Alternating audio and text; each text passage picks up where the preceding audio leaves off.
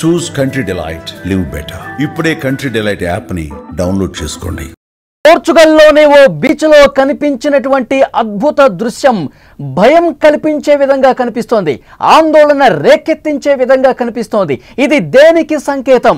తీరం వైపు ఒక్కసారిగా ఓ పెద్ద మేఘం దూసుకొచ్చేసింది. రోల్ క్లౌడ్ చూసినటువంటి జనం ఆశ్చర్యపోయారు. తీవ్రమైన వడగాల్పుల వల్ల ఇది జరిగిందని నిపుణులు చెప్తున్నప్పటికీ ఏదో జరుగుతోంది, ఈ ప్రపంచంలో ఏదో ఒక గొప్ప మార్పు కనిపిస్తూ ఉంది. ఇది దేనికి సంకేతం? ఇది ప్రమాదానికి ఏమైనా సంకేతం చూపిస్తోందా? దీని గురించే చర్చ జరుగుతోంది. పోర్చుగల్లోని ఓ బీచ్ లో ఆకాశంలో అద్భుతమైనటువంటి దృశ్యం ఆవిష్కృతమైంది. విజువల్స్ లో మీరు చూస్తా ఉన్నారు స్క్రీన్ లో.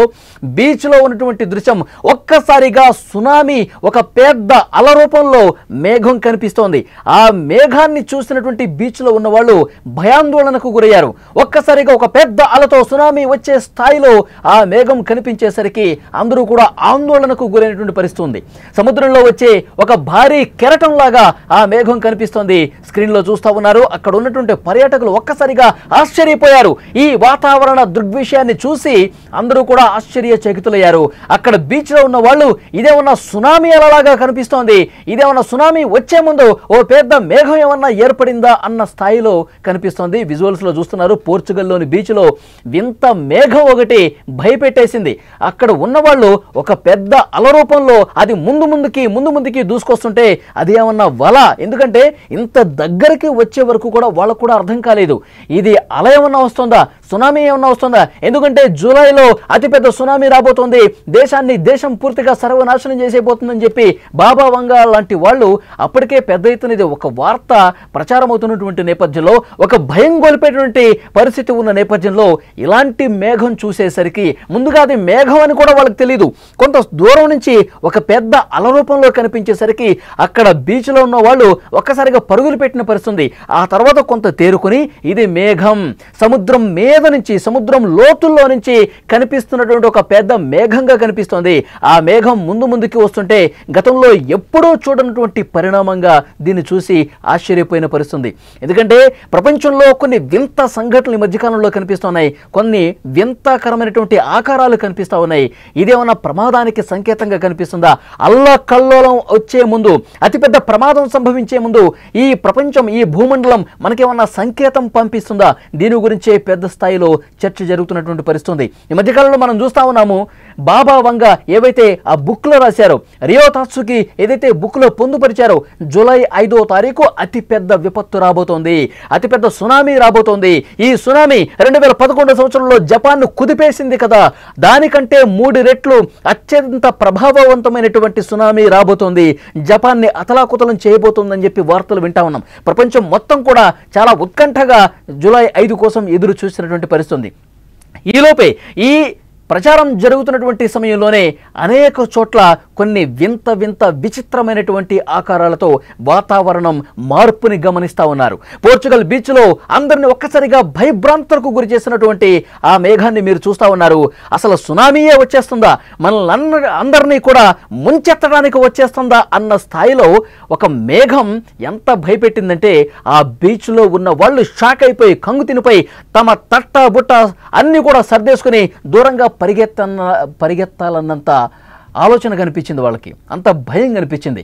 ఆ తర్వాత అది ఒక మేఘం, మనకి దూరం నుంచి ఒక అలలాగా కనిపించింది, కానీ అది దగ్గరకు వస్తుంటే ఒక మేఘం.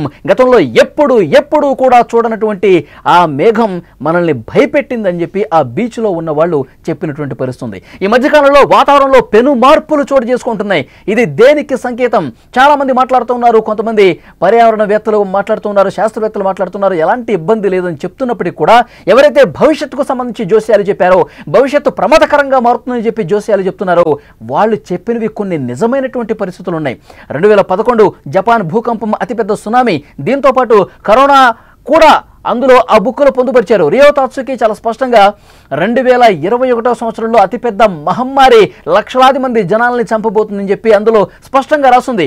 అది కట్ చేస్తే అది 100కు 100% జరిగింది. కరోనా మహమ్మారి ప్రపంచాన్ని ఒక కుదిపేసి వెళ్ళిపోయింది. అలాగే ప్రిన్సెస్ డయానా గురించి కూడా అందులో ఆమె మృతి వార్తకు సంబంధించి కూడా భవిష్యత్తును ఊహించి ఆ పుస్తకంలో రాసినటువంటి పరిస్థితి ఉంది. సో 2025వ సంవత్సరం ప్రమాదకరమైనటువంటి సంవత్సరంగా అందులో రాసి ఉంది కాబట్టి ఏ క్షణం ఏం జరగబోతుంది, ఎలాంటి పెను విపత్తు రాబోతుంది, ఈ భూమండలానికి ప్రపంచానికి ఏమైనా ప్రమాదం పొంచి ఉందా, ఇలాంటి వింత వింత ఆకారాలు చూసినప్పుడు ప్రజల్లో ఆ భయం అనేది కనిపిస్తుంది. అనేక దేశాల్లో భయం గుప్పిట్లో జనం బతుకుతున్నటువంటి పరిస్థితి కనిపిస్తుంది. ఫర్ ఎగ్జాంపుల్ గత కొన్ని రోజులుగా పరిస్థితులు ఒక్కసారి గమనిస్తే చైనాలో భీకరమైనటువంటి వరద బీభత్సం జరిగి చైనాలో చాలా ప్రాంతాలు బ్రిడ్జిలు కొట్టుకుపోయినటువంటి పరిస్థితి కనిపిస్తుంది. పెద్ద పెద్ద కొండరాళ్ళు కూడా పడిపోయి పెను విపత్తు సంభవించిన పరిస్థితి ఈ మధ్యకాలంలో మనం చూసాం. ఇప్పుడు అమెరికాలో టెక్సాస్ రాష్ట్రంలో విపరీతంగా గతంలో ఎప్పుడూ లేనట్టుగా ఒక్క రోజులోనే 24 గంటల్లోనే కొన్ని నెలల పాటు అక్కడ నమోదయ్యే వర్షం కొన్ని గంటల్లో నమోదై టెక్సాస్ రాష్ట్రం మొత్తం ప్రధాన నగరం మొత్తం కూడా వరద గుప్పిట్లో చిక్కుకొని అన్నీ మునిగిపోయేటువంటి పరిస్థితి కనిపిస్తోంది. అంతకుముందు పరిస్థితులు మనం చూస్తున్నాం. అంటే ఈ ప్రపంచానికి ఏదో ఒక వింత మార్పు కనిపిస్తుంది. శాస్త్రవేత్తలు కూడా చాలామంది చెప్తా ఉన్నారు, నిపుణులు చాలామంది చెప్తా ఉన్నారు, ఏదో జరుగుతోంది ప్రపంచంలో. ఇలాంటి పెను విపత్తులు సంభవించే ముందు ప్రకృతి మనకి కొన్ని సంకేతాలు పంపిస్తుంది, దాంట్లో భాగంగా దీన్ని చూడాల్సినటువంటి అవసరం ఉందా అని మాట్లాడుకుంటున్నటువంటి చర్చ జరుగుతున్నటువంటి పరిస్థితి. ఇప్పుడు మీరు స్క్రీన్లో చూస్తూ ఉన్నారు, పోర్చుగల్లోని ఒక బీచ్లో ఒక వింత ఆకారం అందరినీ విస్మయానికి గురి చేసింది. ఇది నిజంగా 2025 సంవత్సరంలో జరగబోయే విపత్తులకు ఒక సంకేతంగా పంపించిందా ప్రకృతి అని కూడా మాట్లాడుకుంటున్న పరిస్థితి కనిపిస్తోంది. ఈరోజు జూలై 5 శనివారం జపాన్లో ప్రజలందరూ కూడా ప్రాణభయంతో వణుకుతున్నటువంటి పరిస్థితి. కొన్ని నిజాలు జరిగినాయి కాబట్టి, భవిష్యత్తు ఊహించిన ఘటనలు కొన్ని జరిగినాయి కాబట్టి ఇది ఏమైనా జరుగుతుందా, దీనికి బలం చేకూర్చే విధంగా అక్కడ టొకారా దీవుల్లో పెద్ద ఎత్తున భూ ప్రకంపనలు, ఇప్పటికే 1000 సార్లు భూమి స్వల్పంగా కంపించింది అంటే ఇది కూడా ఒక సంకేతం ఏమన్నా పంపించిందా, అతిపెద్ద ప్రకంపన రావడానికి, అతిపెద్ద సునామీ రావడానికి ఇదేమన్నా ప్రాథమిక స్థాయిలో సంకేతం పంపించిందని కూడా చర్చ జరుగుతోంది. సో ఇలాంటివన్నీ చూసినప్పుడు నిజంగానే భవిష్యత్తుకు సంబంధించి ఏవైతే ప్రమాద సంకేతాలు జోస్యాలు చెప్పారో అవి ఏమైనా నిజమవుతాయా అన్న ఒక ఆందోళన చాలా మందిలో కనిపిస్తుంది. ఇప్పుడు పోర్చుగల్లో కనిపించింది కూడా అలాగే చూస్తూ ఉన్నారు చాలామంది. అందుకే ఇప్పుడు జపాన్కి పోవటానికి కూడా భయపడుతూ ఉన్నారు. జపాన్లో పర్యాటకం 83% పూర్తిగా కిందకి పడిపోయింది.